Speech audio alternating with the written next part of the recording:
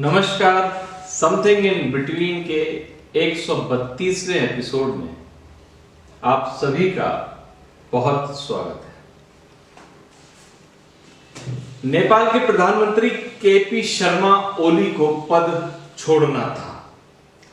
पद छोड़ने के अलावा उनके पास कोई दूसरा विकल्प नहीं बचा था। हालांकि ऐसा करने के बदले ओली ने नेपाल को सियासी भंवर में उलझाकर रख दिया है। पद छोड़ने के बदले उन्होंने प्रतिनिधि सभा भंग करने की सिफारिश की। इस सिफारिश को राष्ट्रपति विद्या देवी भंडारी ने तत्काल स्वीकार भी कर लिया। बहरहाल ओली जिस राह पर खुद आगे बढ़ रहे थे, नेपाल को जिस रास्ते पर ले जाना चाह रहे थे, उसका यही अंजाम होना था। मगर अब सवाल दूसरे हैं। अहम सवाल है कि नेपाल का क्या होगा, उस नेपाल का जिसने दशकों संघर्ष के बाद प्रजातंत्र का अमृत चखा था। ये सवाल इसलिए जिस नेपाल की जनता ने देश में लोकतंत्र की बहाली के लिए खून पसीना बहाया, उसी जनता का एक बड़ा वर्ग अब नेपाल में पुरानी राजशाही व्यवस्था को बहाल करने पर आमदा है। देश में महीनों से राजशाही की बहाली के लिए धरना प्रदर्शन हो रहे हैं। नेपाल को धर्मनिरपेक्ष देश घोषित किए जाने का विरोध हो रहा है। नेपाल को फिर से पहले की तरह हिंदू राष्ट्र घोषित करने की मांग हो रही है। पूर्व विदेश सचिव शशांक कहते हैं, नेपाल में ऐसा अनायास नहीं हुआ है। दशकों संघर्ष के बाद नेपाल को जो लोकतंत्र मिला, वो जनता की उम्मीदों पर खरा नहीं उतर पाया। सीधे शब्दों में कहें तो देश के राजनीतिक दलों ने लोकतंत्र की बहाली के बाद देश में स्थिरता स्थापित करने के बदले उसे अराजकता में धकेल दिया। वह भी तब जब देश की जनता ने सभी राजनीतिक विकल्प आजमाए। पहले कांग्रेस, फिर माओवादियों, फिर कम्युनिस्ट पार्टियों और अंत में एकीकृत कम्युनिस्ट पार्टियों पर विश्वास व्यक्त किया। इसलिए देश में पुरानी राजशाही को लौटाने की मांग जनता का लोकतंत्र से मोहभंग का नतीजा है और नेपाल को जल्द इससे मुक्ति नहीं मिलने वाली। जहां तक सवाल ऐसी स्थिति आई ही क्यों कि ओली के पास पद छोड़ने या प्रतिनिधि सभा को भंग कराने की सिफारिश करने के अलावा कोई और उपाय बचा ही नहीं। वरिष्ठ राजनीतिक विश्लेषक के एस तोमर कहते हैं, कम्युनिस्ट पार्टियों के एकीकरण के बाद ओली ने खुद को पार्टी के ऊपर मान लिया। नेपाल और पार्टी की जन भावनाओं के खिलाफ चीन के हाथों की कठपुतली बन गए। उन्हें लगा कि चीन की मदद से वे कभी भी सत्ता से हटेंगे ही नहीं। उनके मन में यही भावना अब तक बनी हुई है। इसी भावना का नतीजा है कि उन्होंने इस्तीफा देने के बदले प्रतिनिधि सभा को ही भंग करने की सिफारिश कर डाली। हालांकि अपने कार्यकाल के दौरान अपने निर्णयों से उन्होंने अपने देश में कम्युनिस्टों के खिलाफ एक विपरीत माहौल खड़ा कर दिया। उन्हें इसका एहसास मध्यावधि चुनाव के नतीजे से हो जाएगा। वह इसलिए कि नेपाल की जनता का एक बड़ा वर्ग सांस्कृतिक कारणों से भारत से जुड़ाव महसूस करता है। दूसरा वर्ग नेपाल को स्वतंत्र देश के रूप में देखना चाहता है। नेपाल में चीन समर्थन लोगों की संख्या बहुत सीमित है।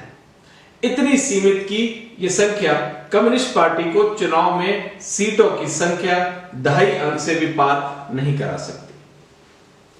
अब सवाल है कि कम्युनिस्ट पार्टियों का एकीकरण क्या मध्यावधि चुनाव तक बरकरार रह पाएगा?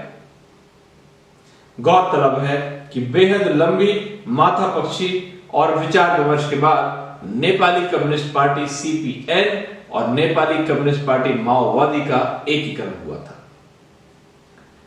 हालांकि ओली की मनमानी के चलते अब फिर से दोनों दलों के नेताओं में दरार आ गई है।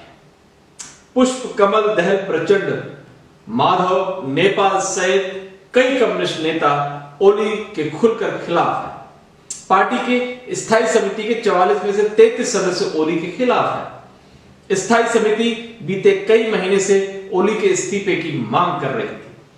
इस्तीफा देने के बदले जब ओली ने संवैधानिक पदों पर नियुक्ति का अधिकार प्रधानमंत्री तक ही सीमित करने का अध्यादेश तैयार किया तो मतभेद ने चरम रूप ले लिया। बाद में इस अध्यादेश के अनुमोदन पर राष्ट्रपति की मोहर से मामला पेचीदा हो गया। स्थायी समिति चाहती थी कि ओली न अध्यादेश वापस लें बल्कि अपना पद भी छोड़ें। हालांकि तब ओली को लगता था कि हमेशा की तरह चीन अपने दखल से उनकी कुर्सी की रक्षा करेगा, मगर ऐसा हुआ नहीं और ओली ने इस्तीफा देने के बदले प्रतिनिधि सभा को भंग करने का विकल्प चुना। जाहिर तौर पर इस विवाद के बाद नेपाल में असली संकट प्रजातंत्र पर है। संकट राजनीतिक दलों की विश्वसनीयता पर है। लोकतंत्र बहाली के बाद से राजनीतिक दल नेपाल में सकारात्मक बदलाव की उम्मीद पैदा नहीं कर पाए। सियासी दलों की स्वार्थ से भरे आपसी खींचतान ने नेपाल के एक बड़े वर्ग में लोकतंत्र के लिए मोहभंग की जमीन तैयार कर दी है। चाहे कांग्रेस और उसके अलग अलग धड़े हों या कम्युनिस्ट पार्टियां, कोई भी नेपाल की जनता की उम्मीदों पर खरा नहीं उतर पाया। भारत इस लिहाज से खुश हो सकता है कि उसके धुर विरोधी ओली का राजनीतिक भविष्य अंधकार में है।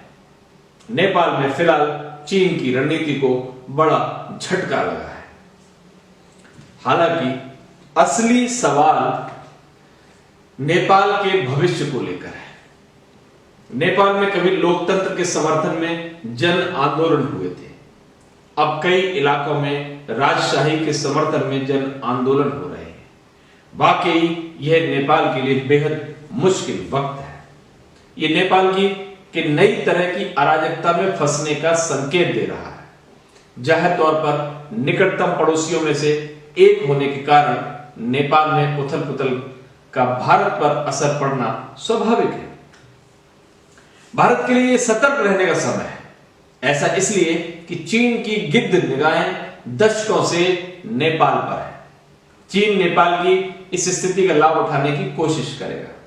ऐसे में भारत को इस आशय का लगातार संदेश देने की जरूरत है कि वह उसका हितैषी है। भारत को नेपाल की तमाम गतिविधियों पर पैनी नजर रखते हुए भावी रणनीति तैयार करनी होगी। जाहिर तौर पर नए घटनाक्रम नेपाल के लिए नहीं, भारत के लिए भी नई चुनौतियां पैदा करेंगे। नमस्कार।